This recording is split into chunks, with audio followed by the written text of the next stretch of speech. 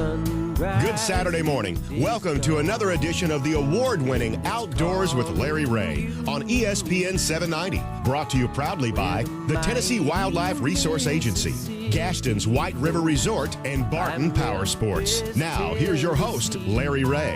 Hey, good Saturday morning. Welcome to Outdoors with Larry Ray on Sports 790 on this August the 16th. Wow, we really appreciate a little time off, a little vacation time this past week, and got to spend a little time in Orange Beach, Gulf Shores area, and even went over to Pensacola, to the Pensacola Naval Air Station, and saw the museum there. And if you've never been to any of that part of the country, a beautiful place to go. And then had a chance to spend a couple of days in Baton Rouge, which Justin Wooten, our show producer, has some connections in Baton Rouge, and he's asking me where I was and everything like that. But we appreciate the time off, but it's good to be back, and good to see Frank Barton next to me, sitting here in the studio. Good morning, Frank. Good morning, Larry. Good morning, everybody out there. And Frank has got the radio voice, and good to see him. He's got his Barton Powersports shirt on right there, and I know he probably drove up in the slingshot. But not yet, but I'm looking for him. You don't have the slingshot yet? Nope. Okay. Don't, but it's it's coming. They're coming. They are coming. They're coming. Because we're going to talk on this segment with Frank. This is just me and Frank a little bit here talking about it, because you had a chance to go up to Minneapolis, right? Minneapolis, that is correct. And that's what I've been waiting to hear from, because you saw it. I wrote it. You wrote it. I wrote it. Okay. And now, so describe the Polaris slingshot to us. Polaris slingshot. It is a three-wheel vehicle classified as a motorcycle by the National Transportation Board, which means that you have to have motorcycle endorsements and use all the motorcycle, everything has to do with motorcycles regarding helmets and safety and all that. But that is where that's where the motorcycle side of it ends. Right there. It's a motorcycle in name only. In name only. When you look at it, when you get in it and you drive it, you'll understand very quickly that it's a roadster. Yeah. It's a three-wheel roadster. It has side-by-side seating for you, and of course you're a passenger, and a steering wheel. Those two things right there make it somewhat distinct as far as what other what motorcycles are like. Has a clutch, a brake, and an accelerator pedal, a 5-speed transmission. A 5-speed transmission. So, those of us that are over 50 will remember fondly the days of the muscle cars. Yeah. That we grew up with, and is that what you feel like? You'll get that type of sensation, and you get a real big speed sensation because acceleration. Acceleration and speed, because the way the center of gravity, your seat is roughly a foot above the asphalt. You're a foot above the asphalt. You're sitting about a foot above the asphalt. In fact, as I was at a stoplight, and I was looking up at the motorcycle that was next to me. Oh my gosh! And looking up at the rider on the motorcycle. So we got Frank Barton for the Barton Powersports in West Memphis and Jonesboro talking about the new Polaris slingshot, which I know that we've posted some things on OLR-Outdoor.com. I know you can go to Polaris website and see it and get the video, but the experience in itself, I mean, this is a $20,000 machine, right? It's, the base model is $19,999. The premium version of it is $23,999. So it is an investment, but it's also a one of a kind. Now it's not going to be your main it's not going to be your main form of transportation. It fits in the role of what we sell at Barton Powersports, and we sell big boy toys. Big boy toys. We sell big boy toys. Okay. And this is a toy, but it's a really, as I posted, and those of you that are friends of me on Facebook, I posted on there and said, this thing is stupid cool. Does it come in different colors and things like that? You have two colors. Graphite is in the base model, and then red and with black trim is the deluxe or the premium version. I refer to it as retail red. Oh my! That's what. So what was the feeling at the Polaris? Everybody, this is really revolutionary. I mean, because this is out of the box. I talked to some of the Polaris execs when the second day of the show, and I looked at them and I said, guys, y'all are just an innovation company disguised as a manufacturer, and that's the truth, because Polaris is really, I think they're on kind of the top of the hill right now, and I say that because I sell. As you know, I sell Honda, Yamaha, Suzuki, Kawasaki at Jonesboro, and Kubota. Yeah. So I sell lots of manufacturers stuff, but the truth is Polaris, when you look at the breadth of product, they introduced 18 different new products to us at the show in Minneapolis. 18? 18. It was Polaris's 60th anniversary as a company. And it was the largest product introduction that they had ever had. And well, I can imagine in 60 years, to think in the slingshot, the name itself, and as soon as they arrive at Barton Powersports, we are the exclusive. Yeah, I know. We want to make sure that we know on Outdoors with Larry Ray when they are there, so we can make pictures of Frank sitting in them. I'm sure you've got photographs up there of you and your little test. They let you take it on the street, I guess. We went out to a community college just outside Minneapolis, and they had about 48 of them out there. We took them in groups of 16 or so, and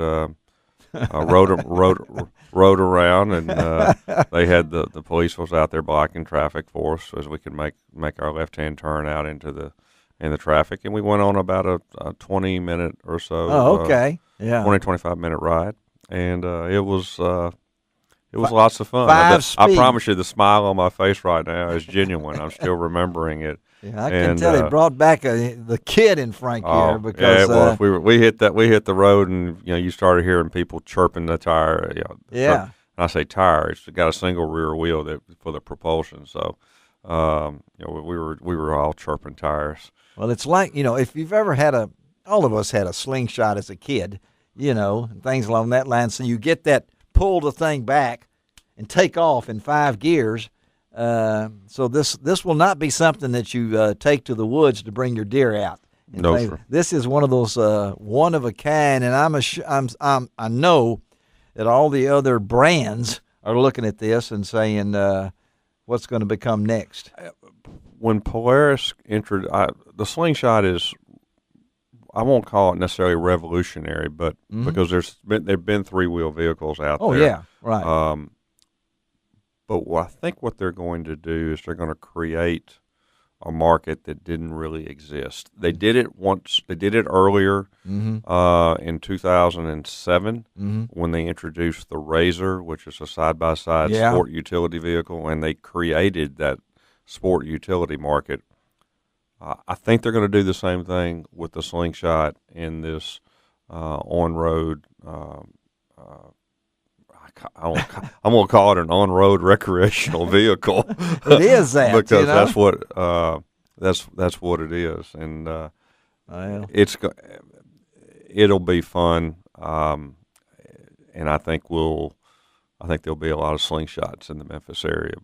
Well, in the next 12 months. In the next 12 months, once they arrive at Barton Powersports, which is in West Memphis, right across from Southland Park Gaming and Racing, and we all refer to it as the dog track. And it's you can't miss it because he's got all the stuff sitting out in front, and he's got the Kubota tractors right next door with all the tractors that you can see as you're heading west on I-40.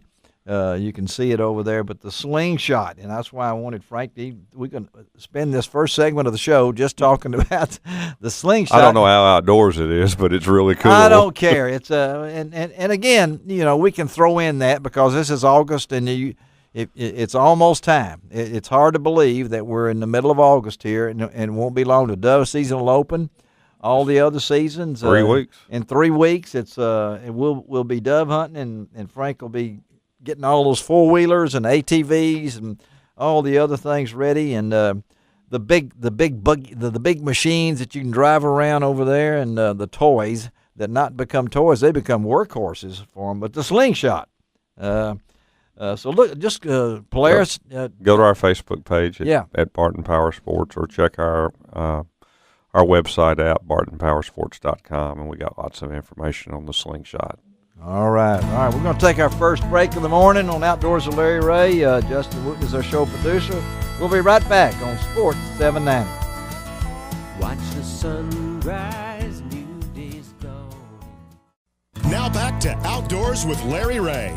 Brought to you proudly by the Tennessee Wildlife Resource Agency, Gaston's White River Resort, and Barton Powersports. Hey, good Saturday morning. Welcome back to Outdoors with Larry Ray. We talk outdoors every Saturday morning, starting our 14th year on the air here on Sports 790 in Memphis, Tennessee. This being August the 16th. This being the third Saturday of the month means that Frank Barton from the Barton Powersports in West Memphis and Jonesboro is with us this morning. And Frank's been talking about the new Polaris slingshot, which is quite a machine that we're all looking forward to when he gets them on site over in West Memphis. Well, you know, we were just talking before we closed out that first segment, Frank, that hunting season will be here. We've been bringing units in for the last 4 weeks for getting people ready for the traditional opening day of hunting season in the South, which is dove season. And it's coming, and so what better time to talk about getting ready for hunting season than to have the executive director of the International Hunter Education Association USA on with us, and that's Mr. Steve Hall. Good morning, Steve. Hey, good morning, Larry. Good morning, Frank. Good morning. Thank you for being with us and talk hunter education. And I know that Steve, not only I think, Steve, it hadn't been too long ago that you took over this position. When were you? When did you accept this job? Oh, in March of 13, Yeah. And your background, I know, is heavily involved in the great outdoors, particularly with the Texas Parks and Wildlife Department that you were many years served for. Tell us why you wanted to do what you're doing. Well, believe it or not, I shot myself when I was 6. That may have something to do with it. I think it would, yeah. I mean, what happened then? Well, Daisy Red Ryder BB gun. Oh, yeah. I was Ralphie on the Christmas Story. I shot my face with a BB gun, and that probably had something to do with it. The other thing that probably had something to do with it is being in a family of 10 with 5 older brothers to teach me safety, and truthfully, that probably wasn't as good as it could have been. But we survived, and we're all hunters, and growing up in an outdoor family led me to a wildlife career at Colorado State, and then eventually to hunter education down with Texas Parks and Wildlife. And yeah, my career with Texas Parks and Wildlife with is outdoor education and teaching families and youth, and it's just been a privilege and a blessed career. But I tell you what, top of the list is hunter education, and I've been involved with this association for about 30 years. So certainly we feel like hunting is safe and getting safer, but we can always prevent unavoidable accidents, And I know you've got a couple of kids yourself. So I do, and certainly they were raised on, hopefully, not only the outdoor values, but the safety values as well. Well, I know, and we're talking to Steve Hall. He is the executive director for the International Hunter Education Association USA branch, and of course, we in Tennessee are heavily involved in hunter education. In fact, this weekend is our so-called big powwow, so to speak, when all of them come together over Henry Horton State Park, and that's where our good friend Gene Smith is. Randy Hussey, of course, that you know Randy. Randy is heavily involved in this organization, isn't he, Steve? Yeah, he's our president, and Randy's done an outstanding job just leading the troop in terms of keeping us on focus, keeping our mission intact, and he's a pleasure to work with. Great guy. Well, tell us what the mission is here. I mean, because I know you're in 50 states, over 58,000 hunter education instructors, 670,000 students each year. So what is the mission? Well, the mission is to continue the hunting heritage worldwide by developing these safe and responsible hunting and shooting activities. And, it's one of those things that the image of hunting, the safety factors, the safety reduction of accidents, all these things have come about because of hunter education over the last 50 years. And you've got to start with safety in terms of hunting if you're going to have a fun and successful outdoor experience. And so, that was a brilliant effort by folks back in Kentucky in the 40s, and then New York became the first mandatory state in 1949. And think about how long ago that was. That was some good proactive measures to make sure that hunting is something that's viable and goes well into the future. Well, you say New York was the first state. Now, if you asked me to try to guess what was the first state with the hunter education program, I'm not sure I would have said New York. Well, it was Kentucky, actually, but New York was the first mandatory state. Oh, the first mandatory state. That was something else. But if you think about it, though, there's population centers, and back then in the mid 20th century, the population center was probably New York. If you think about it. So. Well, it's pretty amazing, and the challenges out there now, Steve, because I know that you can teach the youth, but it's hard to teach the adults.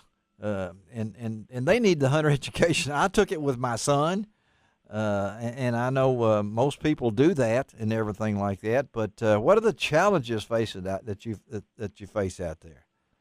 Yeah, complacency with adults is the biggest challenge, or apathy, whatever you call it. But and then with kids, it's just I hate to use the word ignorance, but the bottom line is they need to learn it from someone. That's right. And sometimes the challenge is between actually the kids and the parents, that sometimes they learn better from kind of an outside source or an expert or something like that. And, you can equate it with any sport. If you play soccer, you go and, go down and learn from probably one of the better coaches in the community. Same with hunter education. You go over and you learn different things, skills and attitudes and knowledge from somebody that, has been around the block a few times in terms of either safety or hunting or those kinds of things. And in today's world, there's not parents are fewer in terms of actually growing up on the land and growing up hunting. So it's we get more and more kids obviously that has a parent that really doesn't have the experience with hunting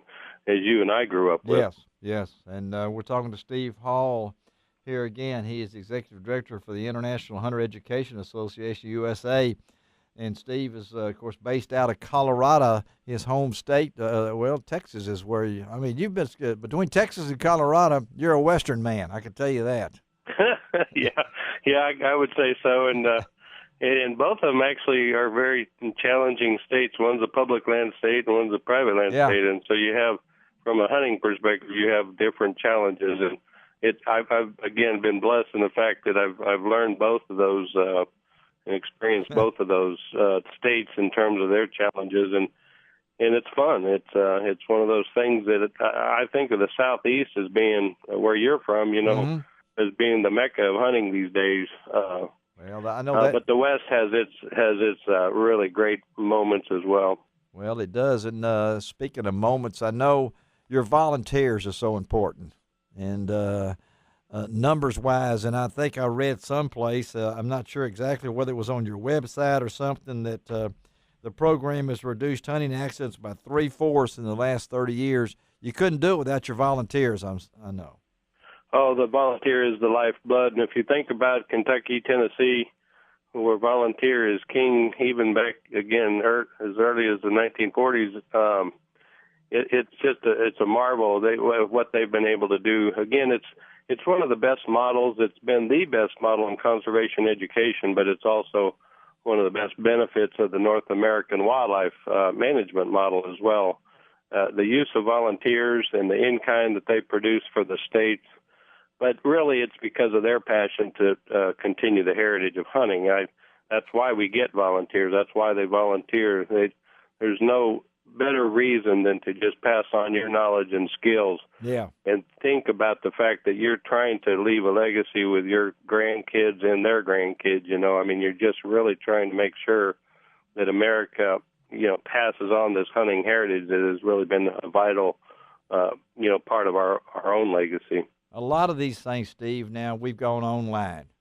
You can take the course online. These different kind of things like that. Is that a I know we're in the social media world right now, and everything and technology is so fast, and maybe you can take it online and spend one day on the rifle range or whatever it meant. That wasn't the way I took it.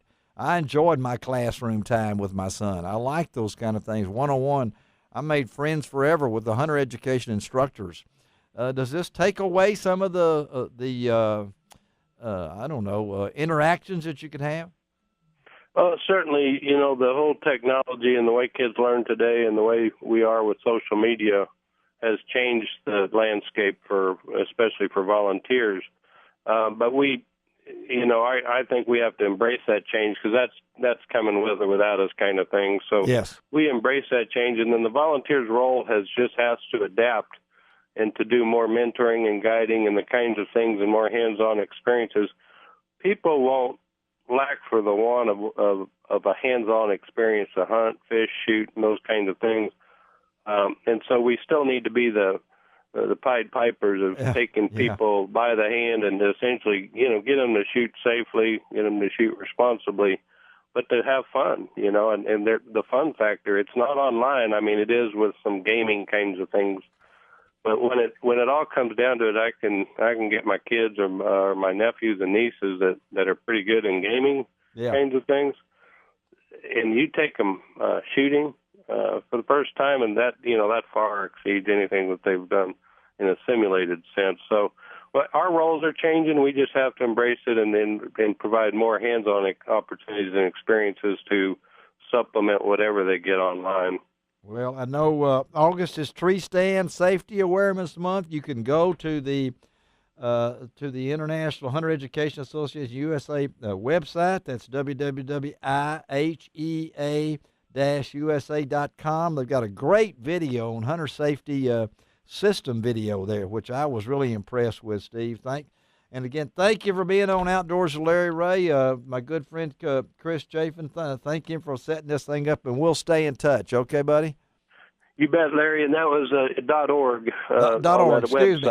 .org. .org. That's ihea-usa.org. And you can go to my website, LR-Outdoors.com. We've got all that information, too, on that for you, Steve. Thank you again, okay? Thanks. All right, have a great day. We'll talk to you again. Thank you. All righty. Bye-bye.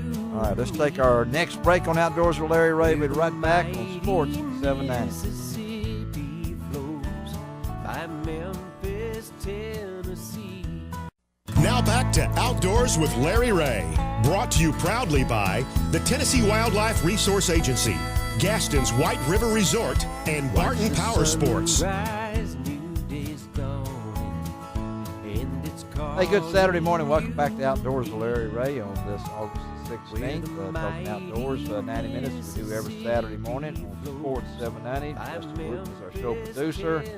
And we appreciate Steve Hall, the Executive Director for the International Hunter Education Association USA, talking hunter education with us on the previous segment. Now, again, that website to learn more about that organization, and maybe you'd like to be a hunter education instructor or just more information, go to www.ihea-usa.org, and we'll have all that posted on LR-Outdoors.com also. Frank Barton from the Barton Powersports in West Memphis and Jonesboro, sitting in as he does each and every third Saturday of the month, makes that long drive over here from West Memphis, and if he was driving a slingshot, he may get over here a little quicker, so maybe you can show up some time in a slingshot. I will as soon as they come in. As soon as they come in. The next show that I do, I will be in a slingshot. Oh, don't get me really excited about that. Hey, I always love, we talked about hunting education. We talked about hunting seasons getting ready to roll around.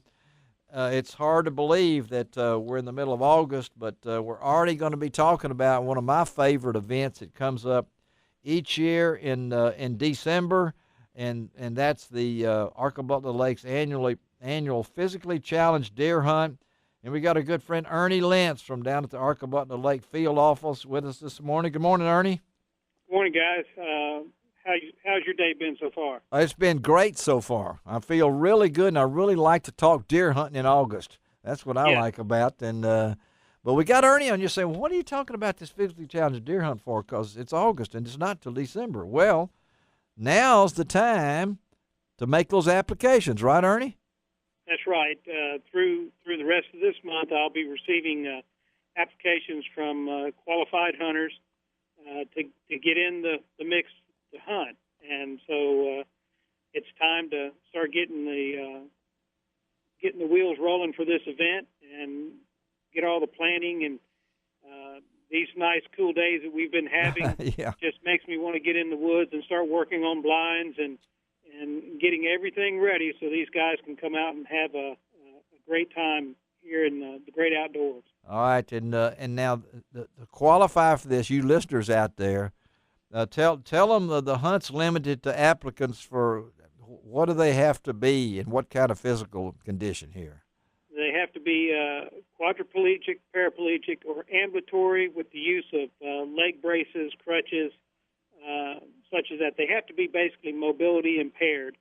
And if they meet those qualifications, then they're qualified for this hunt, and they put in an application, and we'll get them in the woods and let them, kill them a deer. And this so you can apply throughout the month of August, and then on August the deadline is 3 p.m. on August the 29th, right, Ernie? That's correct, and then we'll have the drawing for those hunters to whether they'll either hunt the first 2 days or the second 2 days. It's December 12th through the 15th this year. We backed it up a week because the majority of the staff has got to be off for some training. And well, I was wondering. I thought it was a week later, so it is a week later then. So it is, and so we'll do the drawing September 10th for who will get to hunt the first 2 days or who will hunt the second 2 days, and then I'll let everybody know, and we'll start getting everybody fired up. And that will be a public at the Pavilion 734 in the South Abutment Day Use Area at Arcabutler Lake on September the 10th at 10 a.m. And I know backing it up a week won't have anything to do with the weather. It's going to be cold. You guys seem that you bring in some cold weather. I know. It always seems that way. Last year we had that ice storm that kept about a third of my hunters from getting here to hunt, and so that was not normal for us. But we do have cold weather, and it seems to work better when we've got cold weather, as long as it's not wet and cold. Yeah. And you usually will have how many hunters? I can hunt 32 hunters a hunt, so total that I can max out is 64 for the 4 days. 64, and I know that the limits of the state really works with you guys on this, don't they? They do. Each hunter is allowed to kill one buck and a doe a day. So if a hunter maxes out, he can walk out of here with three deer. And I know that your hunters come from far and near, right?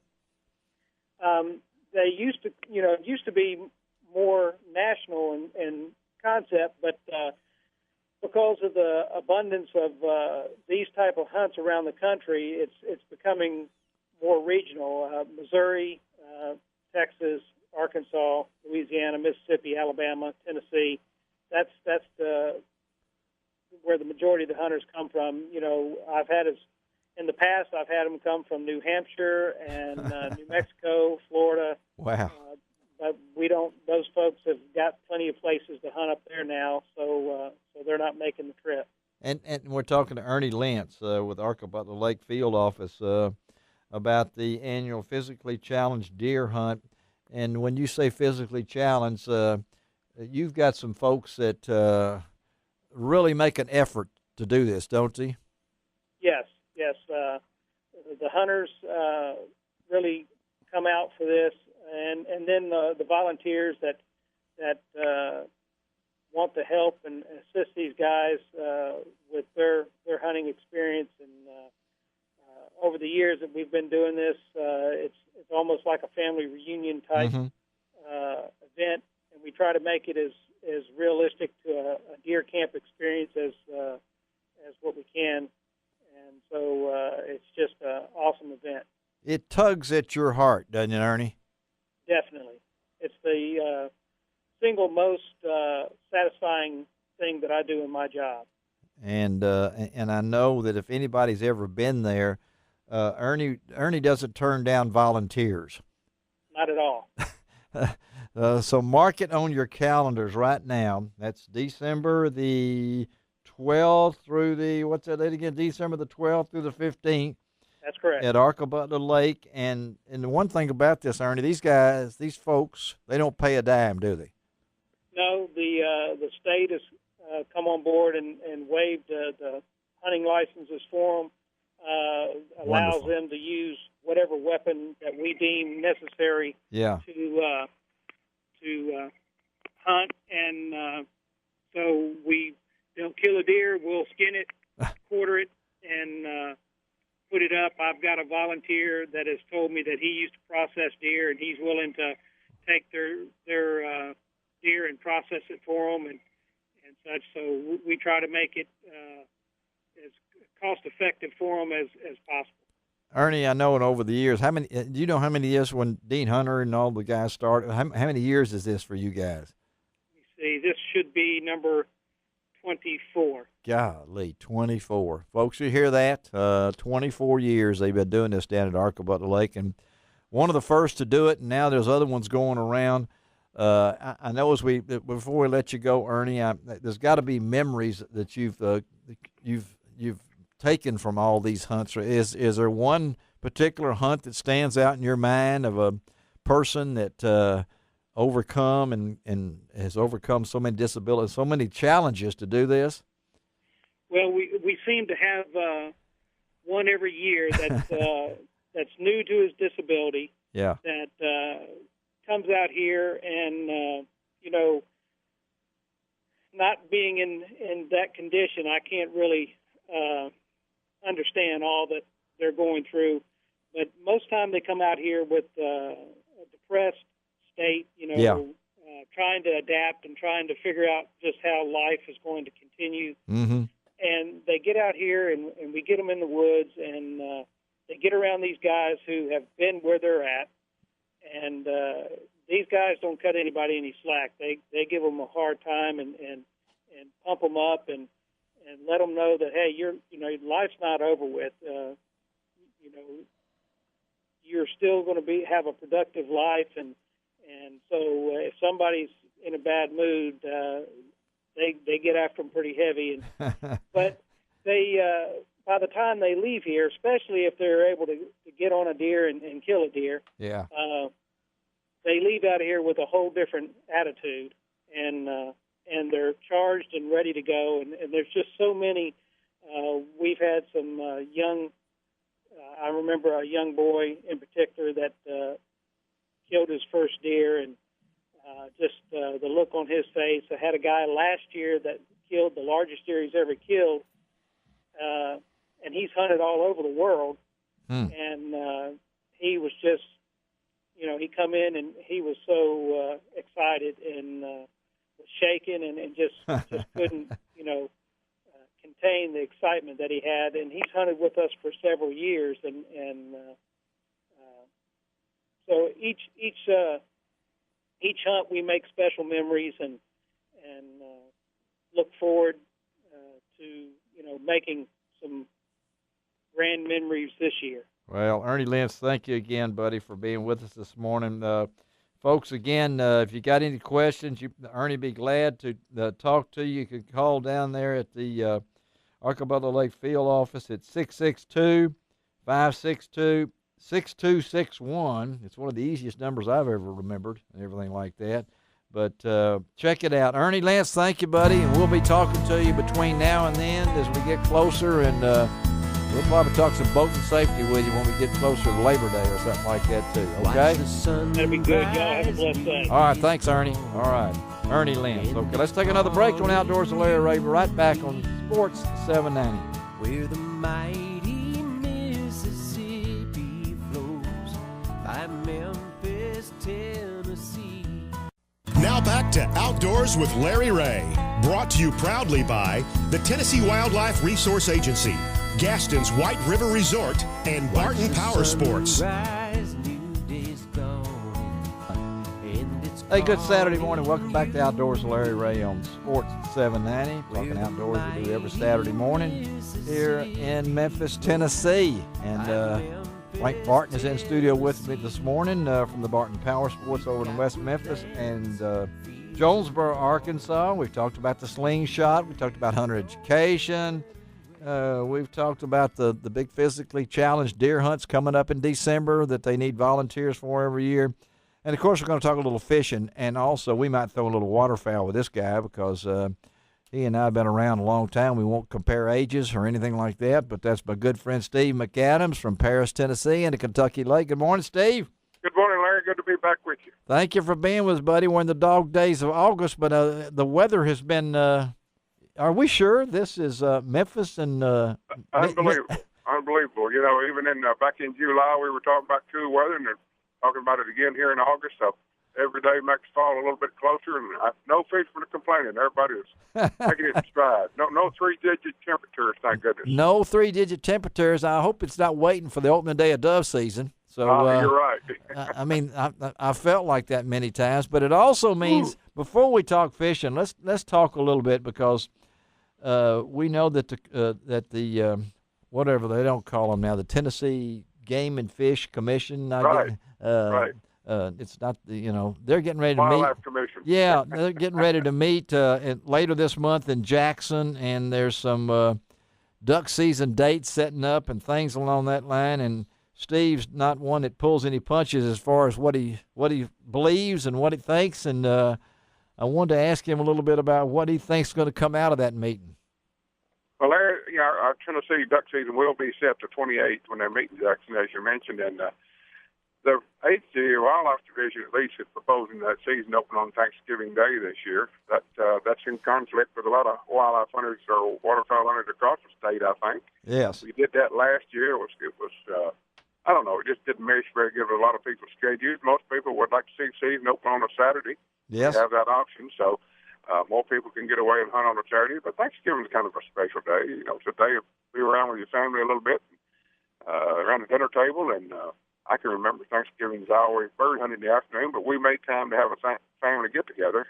But duck season open on Thanksgiving morning, and it kind of throws a call, to a lot of people's schedule. It just doesn't mesh very good.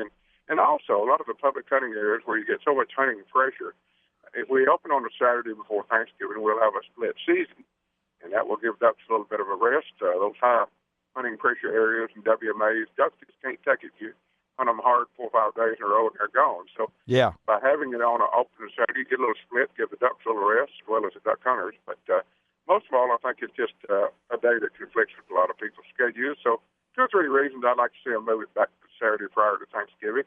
Arkansas, as you well know, is a duck-rich state, and they have a split season, and they do that to let those birds rest. They know that you've got to give them a little time and come back to an area, so it gives hunters another opening day. So several reasons, I think, to open on a Saturday and have a split. And you've even figured up how many days a deer hunter has. Steve said me. Got a bunch. They got 107 days. Yeah. Forever. Yeah. And you got you've already had a muzzleloading season. You had a special youth hunt prior to that, and a long archery season. So deer hunters, well, and that's maybe a half a morning a season if they make that choice. But I say we're fortunate to live in a state where we can do both. So yeah, let the hunter decide. Let him decide whether he wants to be in a deer stand or a duck blind that morning, and he's the best one to make that decision. Well, folks out there, you know that our commissioner, Bill Cox, will be his phone's always available.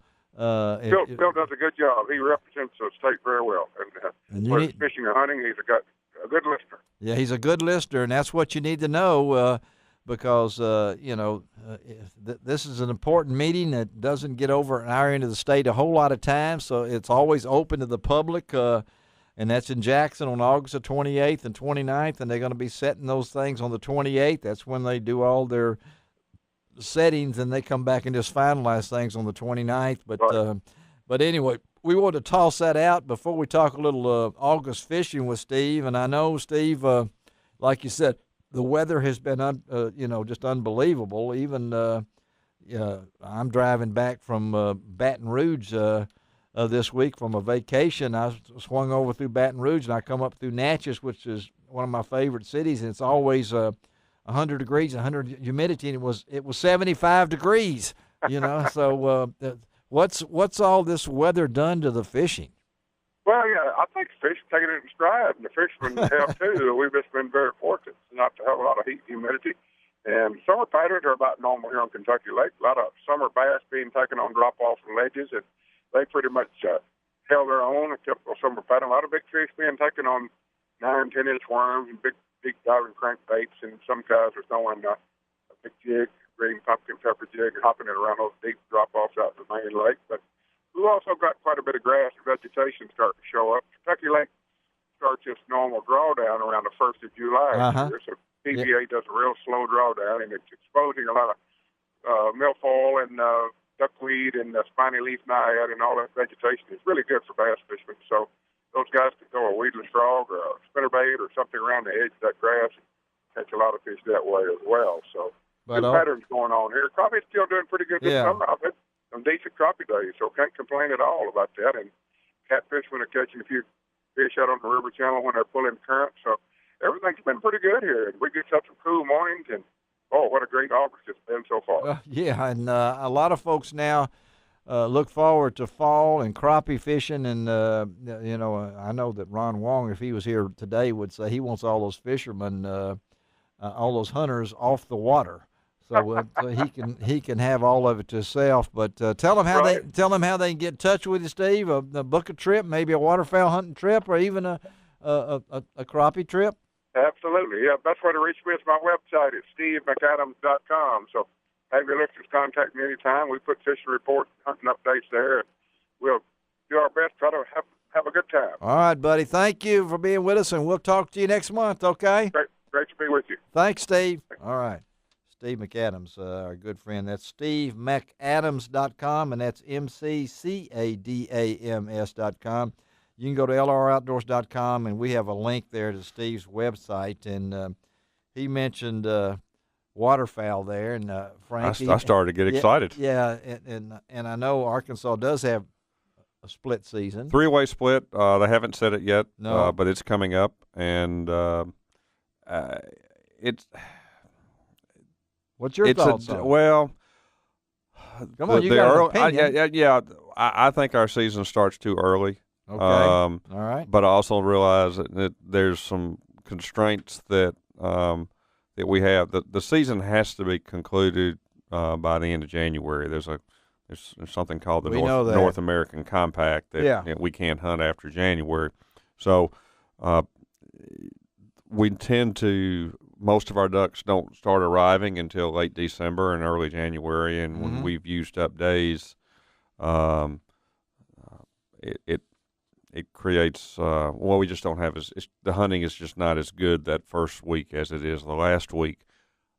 So, however, with the constraints that are in place, I think Arkansas has done a fairly good job of splitting the seasons up where it can. Accommodate the most of the people. You're not going to please all the people. No, you're not. And the fact is, what happened? The Wings Over the Prairie Festival in Stuttgart is a major economic attraction for the state, and Thanksgiving nothing weekend. is going. They're not going to do anything to. Change that. Do that, to change it. So we're going to have that. We're going to have that first season, and I'm good with that.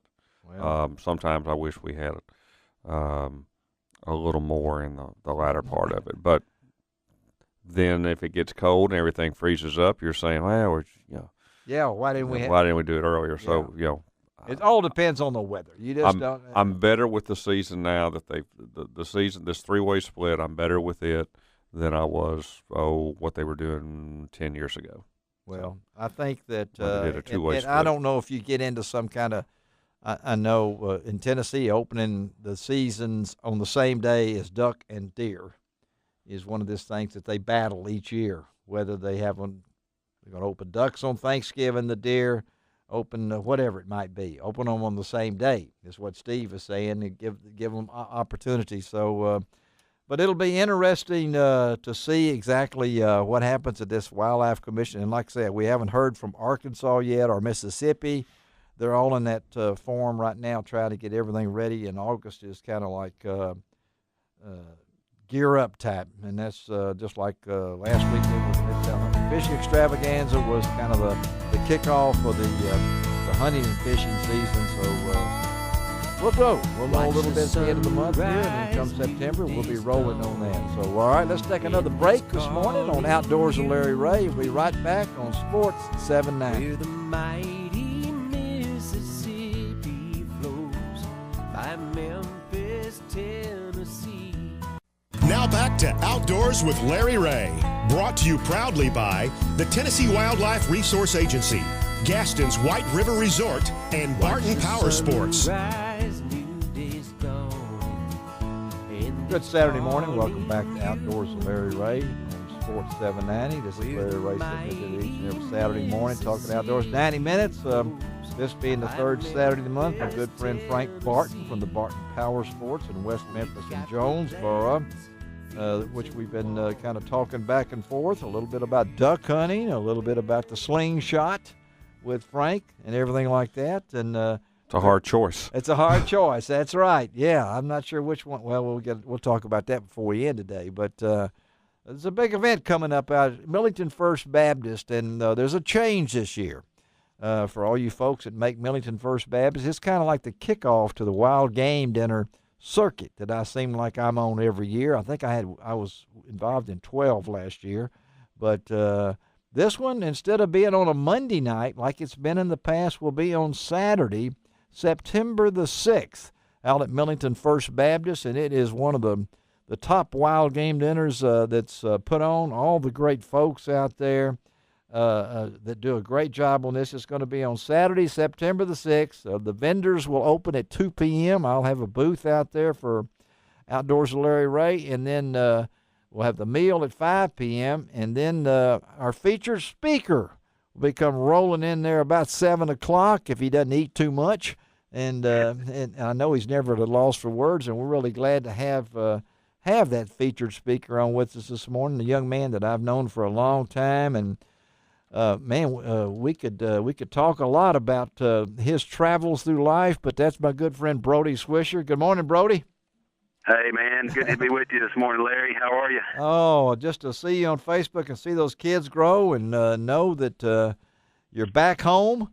That's right. You're back in Tennessee after time in Montana and everything, which had to be a part of your walk with God. But tell our folks a little about Brody Swisher and what to expect when Millington First Baptist has this wild game dinner. Yeah, man. Yeah, I'm looking forward to it. We're going to have a great time.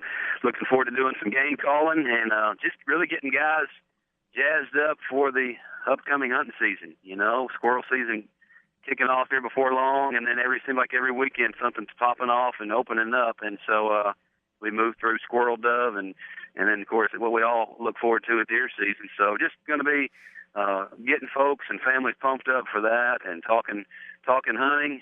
My presentation is largely revolves around game calling and talking about the calls that work for us, some of the stuff that works, some of the stuff that doesn't work, and we'll kind of walk through and talk through videos and some hunting videos. So it's an action-packed presentation, you know, for everybody, whether you're a hunter or just someone that's tagging along and with a spouse or whatever, for the whole family, kids and adults. It's going to be a fun time and entertaining, educational, so really looking forward to that. And, well, Brody, tell them a little bit about your background, how you got to be what you're doing now. Yeah, you know, I guess it was probably back in the late 90s, the Lord laid it on my heart to use the outdoors and just to impact the lives of other people. And for today and for long term, for all eternity, through what God's blessed us with and life change stuff. And so we began to work on how to do that and through hunter education classes. And then I won a game calling world championship that the NRA puts on back in 2002. And that opened up a lot of doors to really go to these kind of events and speak at church game dinners and sportsmen's banquets and expos and to go and give that game calling presentation, but also beyond the game call, beyond the hunt, share what life is really all about. And it's, of course, our relationship with the Lord. And so, man, we've been doing that for a lot of years, it seems like now. It's kind of been the blink of an eye, and here we are these years later. But, man, as you know, these events are a huge outreach and a great opportunity for communities to come together and hang out and talk about the hunt and fishing stories. And so it's a great outreach thing. I love to see churches do this, and I'm always look forward to the time to be there with them and just to serve in that capacity. But you grew up in where? Memphis has always been home. I was born in Memphis and born and raised in Memphis there. Moved up to the Kentucky Lake area of Paris, Tennessee back in right around 99 or 2000. And was here in Paris, Tennessee for 6 or 7 years. And then the Lord called us to Montana. We planted a sportsman church out there. In Montana. I know. Yeah. Yep. And so that was a great time, great thing, and we still have a heart for that and the work out there in Montana and continue to do things there. But we moved back to Tennessee this past fall, almost a year now, back in Tennessee. And got your kids, how many kids you got? We've got 4 kiddos, and we've got four little guys, Avery, Aiden, Easton, and Remy, and they're excited to be back here. Montana wouldn't let them hunt till they're 12, and so they never got to hunt for themselves. And Tennessee, liberal bag limits, opportunities, and they can hunt right now, and so they're really looking forward to hunting season for sure. And I'm sure the grandparents are glad too, right? That's right. My folks are in Memphis, and so they love the opportunity to come down and hang out, for us to be able to see them more often, and it's been a blessing for them and all of us for sure. Well, I know your dad, and I know he's glad to see you here. I bump into him at sports shows and things along that line, and I know that Millington is in for a treat, folks. On September the 6th, that's Brody Swisher. And Brody, tell them a little about your website and how to get information about you too. Yeah, absolutely. The website is throughtheseason.com. It's THRU, throughtheseason.com. And I try to post blogs all the time. We've got videos there. Some of the gear that we use, that I've used, that companies I work with, and just product reviews and devotionals, just stuff for the life, stuff for the hunt. And so, I'd encourage people to check it out, throughtheseason.com, and keep up with the blogs and different things we've got going each week there, and see what's happening, and photo gallery and all that good stuff to take you through the season. It's a good one, and that's throughtheseason.com. And again, Millington First Baptist, they're going to have a car show that morning, starting at 10 to 4. It's $20 entry fee in that car show, but that gets you also 2 free tickets to the Wild Game Dinner. We got all this information from Joseph Brasher. He's the Minister of Education out there at Millington First Baptist. And then the vendors will open at 2 p.m., and I'm sure I'll have some giveaways in the Outdoors of Larry Ray booth. Then at 5 p.m. is the meal, and then Brody's presentation at 7 p.m. That's all on September the 6th at Millington First Baptist Church. Brody, thank you, buddy. God bless you, and we'll see you at Millington, okay? Larry, thank you so much for the time. Look forward to seeing you guys real soon. Take care. All right. Thank you, Brody. All right. Bye-bye. Brody Swisher will be on September the 6th, and then September the 20th, I'll be at Kirby Woods Baptist Church. They're putting on their first wild game supper for men and boys, and Skip Brewer and all the folks out there at Kirby Woods Baptist Church, right on Poplar Avenue, right across from Chick-fil-A in that area, at Massey and Kirby, and that'll be on September the 20th, and I thought I was the MC, and I went from the MC to the speaker. The inaugural speaker. Yes, the inaugural speaker. Yeah, that's right, the first. And I'm looking forward to it, September the 20th at 6 p.m. at Kirby Woods Baptist Church. And that kind of gets us tipped off. And, I'd forgot squirrel season opens, if I'm not mistaken, on the last Saturday in August here in Tennessee. I don't know when it opens in Arkansas. I don't have any idea. Neither do I. I know. I forgot about it. I used to go opening day of squirrel season. But I'll tell you. You look it up while I'm talking about, because I used to go to the opening day of squirrel season in Tennessee. We had a group that we went to, and it was in the Bottoms, and Dale Carpenter, Hardy Richardson, a bunch of the guys out there I don't know if they still have it or not, but it was a wonderful experience. But shooting squirrels in late August can be it's hard to look up for squirrels when you're looking down for snakes. It's snakes and mosquitoes in August is not my deal. Are you ready? When is it? August? It has already opened. The squirrel season in Arkansas is opened? The squirrel season in Arkansas opened on May 15th. What do you mean May 15th? And closes February 28th. I'm looking at it It's right there on the Arkansas Game and Fish app. It sure is. Golly. Hey, if you've killed a squirrel this summer in Arkansas, send me an email at LR-Outdoors@att.net. Lee. So it goes from May 15th to next February. That blows my mind like that. And I got to tell you something else that happened. We got just a few minutes here in this segment here. As I said, I was in Baton Rouge and visiting my aunt and uncle down there, and went to eat at a restaurant in Baton Rouge, and I told Frank and Justin this. And Don't go away, folks. You need to hear this story. Yeah, and I'm in the things happen to me. They just happen to me. I can tell you that for a fact. I'm in the restaurant. I go into the restroom, and a gentleman's in there with me, and we're talking, conversing, as you do sometimes, and we come to find out that his background's in journalism, his background is in radio, and all these different kind of things. And so we leave the restroom, we go out to the restaurant, and he said, well, let me give you one of my cards. He said, I'm Kip Holden. I'm the mayor of Baton Rouge. I said, what? I'm the mayor of Baton Rouge. I'm conversing with him in the restroom. And so he said, I want to meet your aunt and uncle. So I take Kip, as he wanted me to call him. I took him over to my aunt and uncle, who live in Baton Rouge and have grown up in Baton Rouge. My aunt graduated from LSU, and my uncle graduated from Tulane. And here I am from Memphis, Tennessee, and I'm introducing them to the mayor of Baton Rouge, which they have never met. And is that not? And the question that everyone wants to know is, did they vote for him? They did. Okay, that's they good. Did. Yeah, it's a happy ending to the story. Yeah, they did. A very popular. In fact, I understand he's going to run for lieutenant governor. Is what they're saying, and then he has aspirations to be the governor of the state of of Louisiana. But Kip Holden, I've got his card, and the cool thing about his card, Justin, was it had all the information, which I'm going to send him an email, but he also has it in Braille, so he can give it to someone who's blind, and they can know whose card that was. And I've never had a card like that, and I didn't have a card to give him. I usually have a card with me, but you're Larry Ray. No. You don't need a card. He's going to look it up and see exactly who I am. I can tell you that. But anyway, Kip Holden, the mayor of Baton Rouge, and if you're ever looking for a place, it's a wonderful town. Lots of things going on down there. Got to see, went by to see Estruma High School, Estruma Baptist Church, First Baptist Church, and got to see the state capitol. Went to the wonderful museum.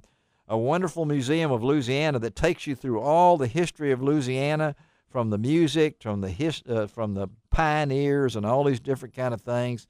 2 stories. So I went to 2 museums on this trip. The Pensacola Naval Air Station Museum, which has 2 floors of airplanes in there. The original looked like the Wright brothers plane, and it was free. I'm not sure what the Museum of Louisiana, because my uncle paid for that.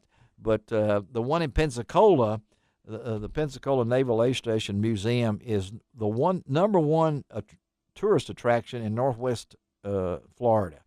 And the Blue Angels, if you're there on a Tuesday or Wednesday, they practice there on Tuesday and Wednesdays about 11:30. You get to see the Blue Angels, which so I'm putting in a plug for not only Louisiana.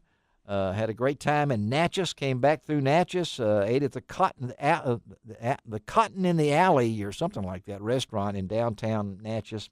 Wonderful time. So anyway, that means I'm not trying to get it back on my taxes just by saying it on the radio, but I just want to let everybody know that those are 2 great places to visit Of course, Orange Beach, spent 5 days at Orange Beach. Thanks to the great folks at Orange Beach and Gulf Shores. All right, let's take a next break, come back, and wrap it up with Frank Barton on Outdoors with Larry Ray on Sports 790.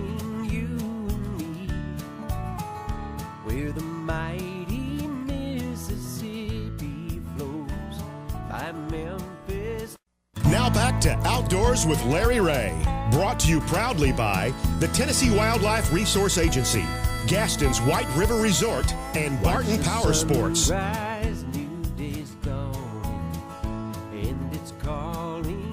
Hey, good Saturday morning. Welcome back to Outdoors with Larry Ray as we close out today's show. Is officially starting our 14th year on the air here in the family, the Intercom Radio family. Justin Wooten is our show producer, and we've been talking off the air about Justin, his New Orleans connections in Baton Rouge, where I just came from, and had a good time on today's show. Frank Barton is sitting in as he does every third Saturday as we talk outdoors about the Barton Powersports over in West Memphis and Jonesboro. And, we've talked a lot about hunter education. We've talked about ducks even. You've even found out that you can kill a squirrel now in Arkansas. Now, I'm impressed. I didn't look that up quick enough. You're a lot quick. You need to have the Arkansas Game and Fish app like I do. I should. I've got the Tennessee Wildlife Resource app here. I know it because I'm never going to hunt in Arkansas except ducks, because I can't afford to hunt everything else over there. So I do get my duck stamp and I hunt over there when I'm getting invited. And sometimes you accept. And sometimes I accept. This year I think I'll accept. Take your shots when you get them, Larry. I know it. I know it. You just did. So you just did. Okay. Let's talk a little fishing as we close out today's show. We talked about Kentucky Lake in the northern part of the Tennessee River. Let's go down to Pickwick Lake in the Tennessee River to our connection down there, and that's our good friend Claggett Talley. Good morning, Claggett. Good morning, Larry. Y'all doing okay? We're doing great, buddy. And we talked to Steve about the weather we've had in July and already in August. Are we sure that this is summer?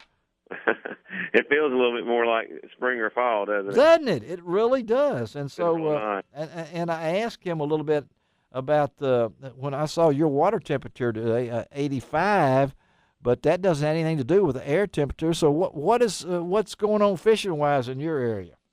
I mean, well, the fish are biting. They're biting real well. I don't, this time of year they're usually biting good anyway, especially in the afternoons. And but the weather just kind of makes it a little more pleasant if it's not 100-degree days. Now we've had some hot days over the last week or so we're still getting the hot weather. But I tell you what, about 2 or 3 weeks ago, it felt like spring or fall, and we were just enjoying the weather no matter what. But the fish were biting too, so everything worked out great. And I know the bass, you're talking about the Spitting King from Strike King, that maybe people aren't properly using that bait. I read that in there, that you said maybe they're jerking it a little bit too hard. Yeah, and that fisher report, I take a lot of people fishing. And of course, if they're looking at it, it's hard not to look at your bait, which is that's part of the fun. And, and they'll see the thing bust, and they jerk it as hard as they can. Sometimes it doesn't even appear like the fish even make contact. They jerk it so fast, and then you can also tell often that they jerk it out of their mouth. Yeah. So it was just kind of a part of it. Whenever I take these people fishing over time, I've noticed that if you can get them to actually not look at their bait, they'll hook up more with the topwater bait. It's hard to do that. I know that to instruct somebody, and particularly when they think they already know everything. Right, it is, and it's funny. You can often take people that's never fished before and do a lot better in my position. When we're going out catching fish that are pretty much biting either way, and I can often take kids or ladies that's never been fishing and they do pretty well. Then you take a person that's bass fished all their life and they're telling you about that, and they've got I don't know, they're not listening as well because they already have a method in mind, sort of like, which is fine. It's just it's harder to get them. It's kind of like when you're taking people bass fishing and you're fishing on a structure and they're used to fishing on the bank, but you're close enough to the bank for them to still make that cast to the bank. Yeah, it's hard to get them to quit casting to the bank when you're like, well, no, there's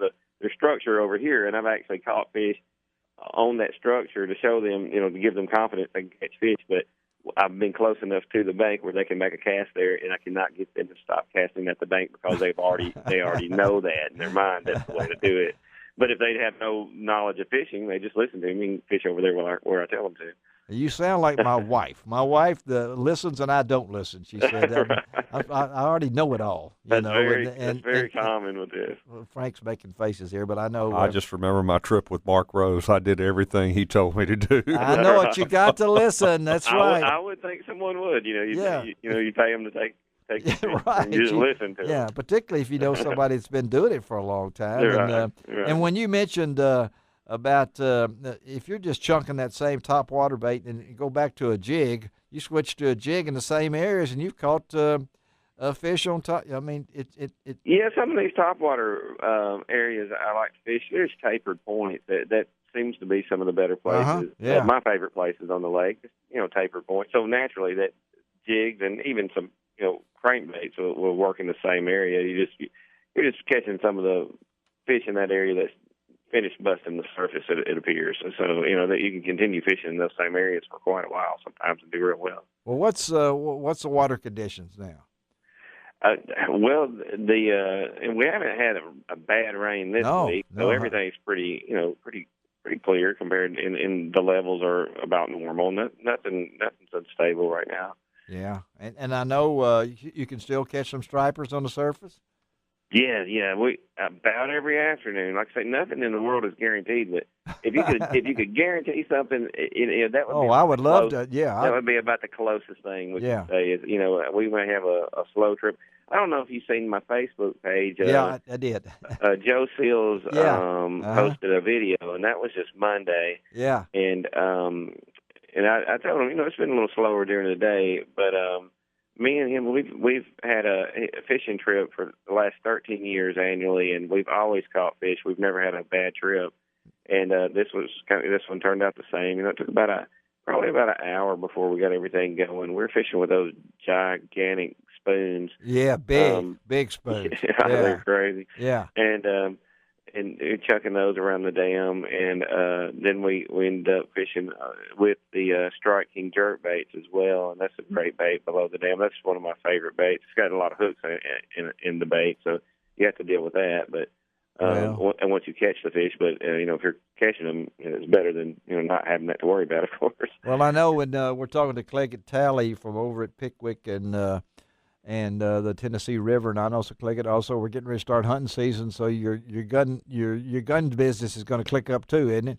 Yeah, actually, it's been a slower summer this year than normal, which is only expected because after the crazy booming year we had last year, we only had one way to go, and that was down. So I'm definitely not complaining because last year I think everybody in this business got a little what we felt kind of a word for a newly rich, which I know it. Much. It wouldn't take much for me to feel that way. Yeah.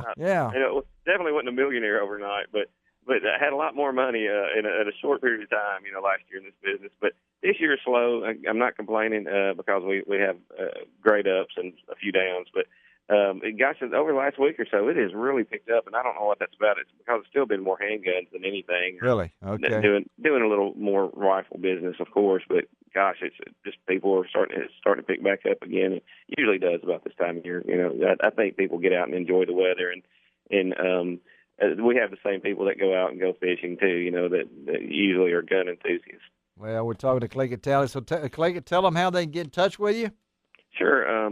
Got a website, PickwickAreaGuide.com. My gun website is lockandload.us. Lockandload. It's AND, lockandload.us. Okay. And that's pretty much the two best ways to get in touch with me. Yeah, that's the way to do it. That's PickwickAreaGuide.com. Yes. Or go lockandload.us, and you can hook up with Cleggett Talley. Cleggett, thank you, buddy. I appreciate it. And, I do gun shows in Memphis every once in a while, so sometimes I'm in that area. I actually did the last one. Well, just hook up with us, okay, buddy? Good deal. Thank you. Thanks. Have a great day. Talk to you. Yes, sir. All right. Cleggett Talley over at Pickwick Lake. Let me quickly tell you about next week's show. As I said, Ron Wong is our man on the scene at the FLW Cup over Lake Murray in South Carolina. He's been posting lots and lots of information from that event, and Ron is over there, and he'll have lots to tell us when he's on next week's show, along with Bill Cooksey. We're also going to talk with John Beckwith with Falcon Rods. Ron Reagan, he's the executive director for the Association of Fish and Wildlife Agencies. He's going to tell us a little bit about a recent dove hunter survey, and you might be a little surprised to hear some of the numbers that Ron's going to post with us. Also, special guest on next week's show, great entertainer, great singer, great. He just knows the outdoors, but he's a familiar in country western, and you folks know him out there as the TV host, Craig Morton. Craig Morgan will be on the show next week. That's right. You've been asking about him, talking to him. Then we're going to talk a little bit about Livingston Lures' new electronic lures for fishing. That's all on next week's show on Outdoors with Larry Ray on Sports 790. Frank, thank you for being with us this morning. Good to be here. Talking about the slingshot. I can't wait when we get, and we will be posting slingshot updates. Yeah. I mean, we are anticipating them. I got my showroom all rearranged for them to come in, and so when do you think? I really think October. October. I'd like to say it sooner, but I just think it's going to be October. It'll be October. Yeah. Well, do they limit you on how many you can get? They have. They have, huh? Yeah, they have. Yeah. So folks, don't ask me how many. I'm not going to ask you how many, but so folks, if you're wanting, we are. Are you taking people? We are taking deposits right now. Are you really? Yes, we are. Wow. Okay, that's the Polaris Slingshot, which is capturing the imagination of not only this show but the nation. I mean, I saw it on it was one of the league items on Yahoo. It's I'm excited. It's going to be fun. And you will be giving test drives over there and everything. We're going to be doing something to that effect. We're still working. When they get there, it's going to be big. We're going to have an event. Okay, it will be an event. We will have an event. And we will let you know on Outdoors with Larry Ray when that event happens. All right, Justin Wooten, thank you for taking care of us. Frank Barton again, thank you for being with us. And this is Larry Ray reminding you to do each and every week that it doesn't cost an extra cent to be a good sport. And God bless the USA. Rise, new day's dawning, and it's calling you and me. Where the mighty Mississippi flows by Memphis, Tennessee.